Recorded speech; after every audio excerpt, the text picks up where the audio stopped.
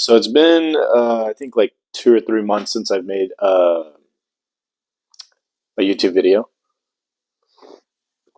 and partly why is because I have been doing a lot of writing as I have encouraged the 50 or so of you that watch these videos, and also because my main focus is trying to uh, get forward in my screenwriting and film career, whatever you'd like to call it. So I have really dedicated a lot of time this first month and month and a half, really, since the last time I uploaded a video, to doing more writing and finishing a short film that I did that I'm actually I feel very strongly about in terms of its quality. I think it can get into some film festivals and some pretty good ones. So uh, I followed my own advice from the last YouTube video that I did, where I talked about being a better, more productive writer in 2024. So I've been doing that. I've been sticking with that. I want to emphasize again that when I do these videos, they're kind of when I have time to do them. Obviously, beforehand, I was doing them in like a like production style studio, which is literally in the room next door. But my schedule and Mike's schedule, who is my cinematographer, it's just our schedules don't line up in terms of availability. He works like 12-hour days, doing a lot of photography and event stuff and productions. So, it's just easier for me to do these on my own. And uh, also, I don't want to feel the pressure for myself or get sucked into this thing where I have to, I think my friend called it like feeding the beast. The point of these YouTube videos is mainly just for like open source information and not to be a YouTube personality or a YouTube star. It's really when I have time to do these. Now, with that said, this video I'm gonna not necessarily read something, but recite something that I had wrote, and there's a whole point to it. So this is just basically like a little short story. There is a fisherman that moved into a village, and he wants to go to the local river to fish, and he has to go through the woods. So the local people tell him that he should go around the woods, take a path along the perimeter. There's a trail at the very end to take that. It's going to take him an entire day, so he's going to have to camp out and wait till the morning to fish, and then do the same thing back. And the fisherman asks, like, how come he can't go through the woods? There's a very clear trail that goes straight through the woods to the river. It'll cut his time significantly, get him there in an hour, and he can fish all day and come back in the same day. The village people just tell him, don't. He decides to ignore that, and he takes the trail through the woods. And about halfway there, there's this massive bear waiting. It's about the size of a house. And the bear can talk. The bear tells the fisherman, you know, either you let me tell you a joke and you can pass through, or I eat you. So the fisherman says, of course, tell me a joke. And the bear tells him a joke, and the fisherman laughs hysterically. The bear lets him through. He goes through, fishes, and catches a bunch of fish on the line, comes back up the trail, bear's nowhere to be found. And he doesn't see the problem with this. Doesn't tell the village people there like what he did, and he just kind of repeats this every week. Just goes through the woods, gets a joke from the bear, bear lets him through, catches a whole line of fish, comes back, bear's never around when he takes the trail through again. Eventually, when he starts coming back, the bear is now waiting for him. And the fisherman says, oh, you want to tell me a joke? And the bear says, no, I'd like a fish. Fisherman has a ton of fish, so no problem. Gives him a fish. Bear lets him through. This continues to happen. And every single time, the bear asks for more fish. So before he asked for one, then he asked for two, then he asked for three, then he asked for four. And it gets to the point where the fisherman now is coming back with less than half of what he used to. So on the way over there, the bear is telling him a joke. On the way back, the bear is taking multiple fish. So he decides one day to recruit a bunch of hunters. And he goes into the woods expecting to see the bear and kill it. But the bear is nowhere to be found. And he goes back the next week with some hunters. Bear's nowhere to be found.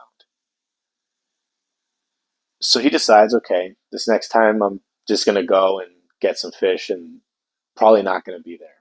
And he was right. Goes to the woods, bear's nowhere to be found. Goes, gets a bunch of fish, comes back, bear's nowhere to be found. He does this for a few weeks. So he's like, okay, I guess the bear died or whatever.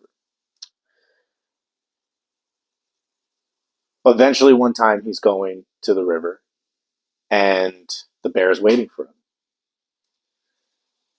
So he says, oh, you want to tell me the joke? And the bear swallows him whole. While he's in the belly, there is another man in the bear's belly. He's an old man. He's been there for who knows how long. And he's been surviving off other men that the bear has eaten.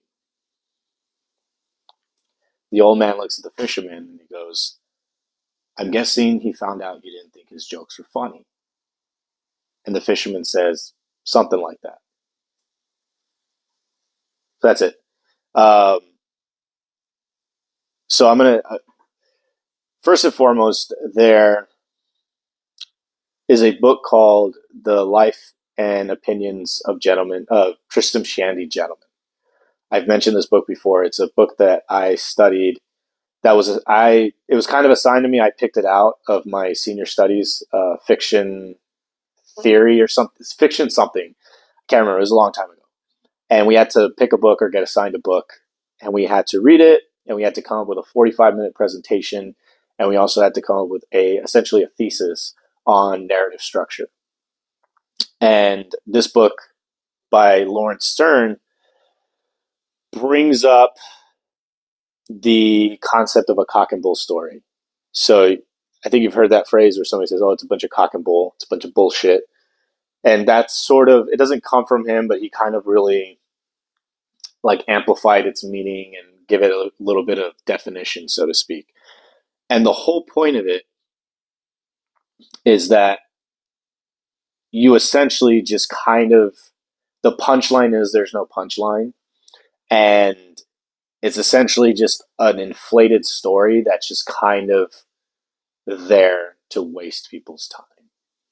And the trick is to make it like entertaining and engaging in a way where you're like, what's going to happen next? What's going to happen next? What's going to happen next? That's what the goal of getting the audience to do is like, what's going to happen next? And then it ends with just flatness. The Coen brothers are pretty good at this. Like Burn After Reading is a really good example.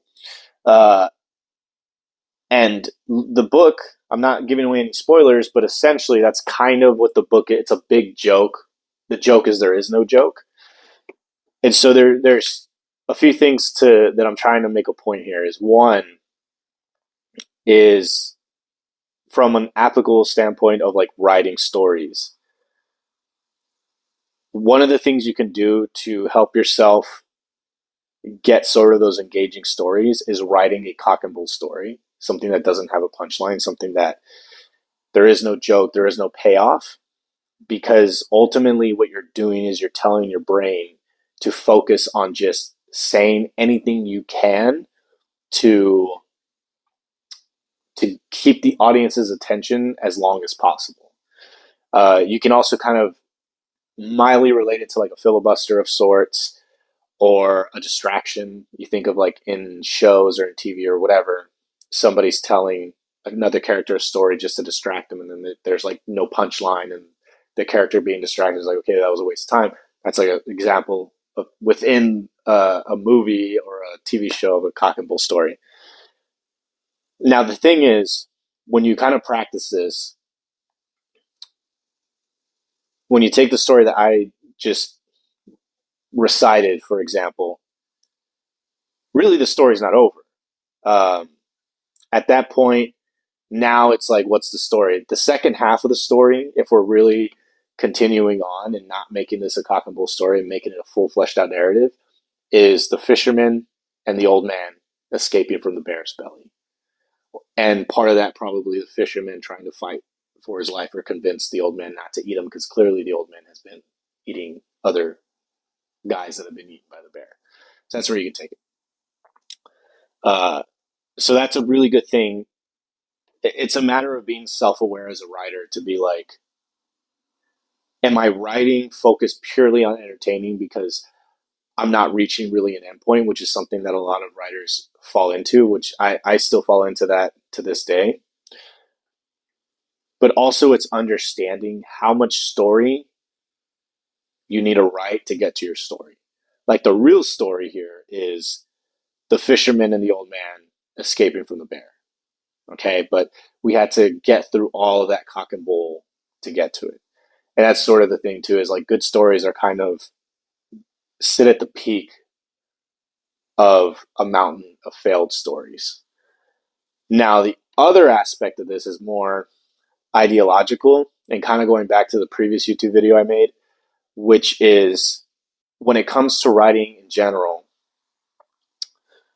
watching YouTube videos about writing, reading the books, talking to people like me who can help you navigate things that I failed at and avoid those failures, and then talking to people who have gone farther than me and they're telling you how the best way to set yourself up to success to be where they're at. All of that is great, but at a certain point it does become a waste of time. Like, it's awesome to watch my videos, but at a certain point, as a writer, every single person, including myself, has to put the videos away, has to put the books away, has to put the distractions away, and actually start writing. Oh, I didn't fuck that up. The best way to kind of help other writers is to not distract them. So if I'm putting out videos every week, that becomes a distraction, not just for me, but also for you. And I think everybody watching will get more benefit from anything useful that I may have to say or may have to provide insight on, the less that I post. Really, really make an effort to remove distractions. I know I mentioned that in the previous video, but I've really had deeper analysis of how the social media animal has kind of provided us with sort of this motivation and inspiration to do nothing. We feel like motivated and inspired because we watch a really great video that is so insightful and informative. But ultimately, as much information as we can receive, as much information as I could provide you or somebody more successful than me could provide you, it never provides you fundamental understanding of what we're talking about here, which is screenwriting and the film business. You have to participate. You have to actually unplug and participate in it.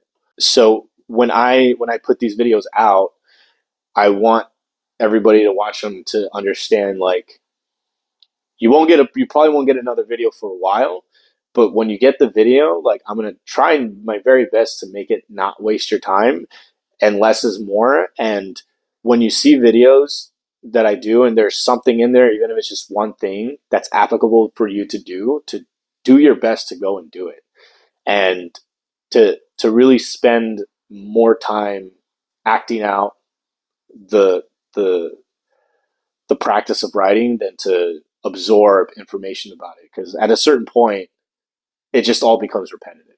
Yeah, go out there and start writing, and just remember, going back to the original first half of this, you're going to have to write a lot to get to your real story, and usually you're going to have to write a story that's a waste of time in order to get to the story that's going to matter the most.